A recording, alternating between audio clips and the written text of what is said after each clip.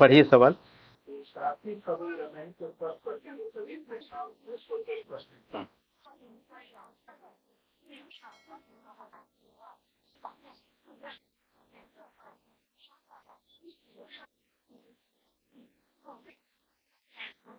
जैसे ऐसे सिचुएशन में जो मोस्टली इसके आंसर खुद में सेम रहेंगे तो हाँ, तो चूंकि टॉपिक एक है ना, आपका तो एग्जाम में आएगा तो भक्ति आंदोलन से 1 या 2 सवाल आएगा, क्योंकि अब भक्ति आंदोलन से ही हमको 19 प्रश्न करने हैं, वो तो रहेगा ही स्वाभाविक।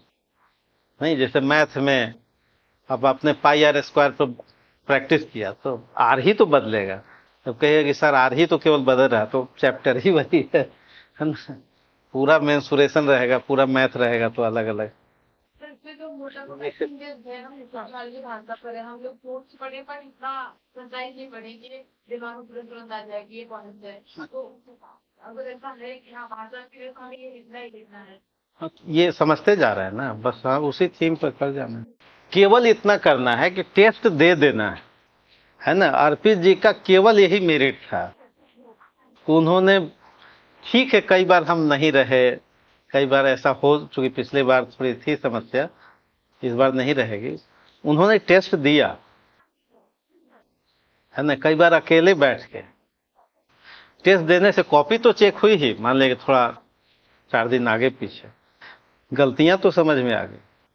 गलतियां समझ में आ गई तो ऐसा नहीं कि ज्ञानवर्धन बहुत हो गया, केवल हम लोगों ने गलतियों को क्या कर लिया, रोक लिया, और गलतियां जो रुक गई तो अंक बढ़ गए। हैंडराइटिंग सुंदर थी ही, है ना।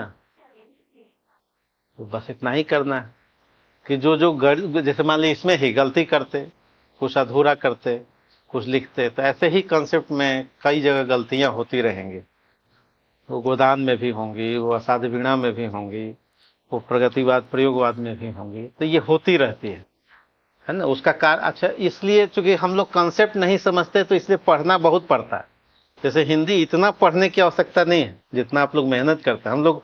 हम तो कई बार आपकी मेहनत से हम परेशान हो जाते हैं कि बच्चा कितना मेहनत कर रहा है। नहीं, आप लोग जब मेहनत करते हैं तो हमारी परेशानी बढ़ जाती है। हमको कई बार ये लगता है कि आखिर ये न समझ के कारण जो है इतना रट रहा है विद्यार्थी, इतना समय दे रहा है, केवल इतने ही भर से कि भाई बेसिक कंसेप्ट नहीं पता है ना। वरना कितना 4 महीना 5 महीना की तो आवश्यकता ही है, हिंदी कितना पढ़ने की जरूरत नहीं। अगर फालतू चीज ना पढ़ा जाए, भय भ्रम और डर न हो, मतलब आदमी डरता है ना। आप सोचते हैं कि नोट्स में जो लिखा है सब रट जाओ, एक एक शब्द वहीं पर पेस्ट कर दो, नहीं। और ये जब आप लोग पढ़ते हैं, जैसे मान लीजिए हम लिख दे पद्मावत में लोक तत्व, अब हमको पता है कि आप क्या उत्तर लिखेंगे, पहले से पूर्व ज्ञात है कि हर विद्यार्थी क्या लिखेगा, कौन सा शब्द आप यूज करेंगे। कई क्वेश्चन ऐसे हैं जिसमें मान लीजिए हमने कहा भक्ति आंदोलन के परिप्रेक्ष्य में नारी चिंतन, आप क्या लिखेंगे पहले से मुझे पता है। अब बताइए, सब बच्चे वही लिख रहे हैं तो उस परीक्षक को नहीं पता चलेगा जो कॉपी, क्योंकि सब वही लिख रहा है, सब वही लिख रहा है तो कहाँ नाजायज दे रहा है, 230 पे जा रहा है, 240, सब विद्यार्थी एक ही बात लिख रहा है, वही गलत कंसेप्ट लिख रहा है। वो सब पता चल जाता है कि लगता है कि एक ही कुएं से पानी सब, है ना, पिया है, सब एक गलती कर रहा है ना? नहीं ना, कुआं एक नहीं है ना, कुआं है, हम कहाँ खोज पाते हैं। क्योंकि हम लोगों को, हमको जो आडंबर है, जो भाई, ये तो बुनियादी बात है कि हम ऑपरेशन उसी से कराएं जो डॉक्टर है। नहीं, ये तो बुनियादी बात है ना भाई, ये तो बेसिक बात है। जो डॉक्टर मेरा ऑपरेशन नहीं कर रहा, किसी और से करवा रहा है, उस हॉस्पिटल में हम अपना इलाज करवा रहे हैं। नहीं, जब वो खुद ऑपरेशन करते थे तो उस समय अंक भी आता था।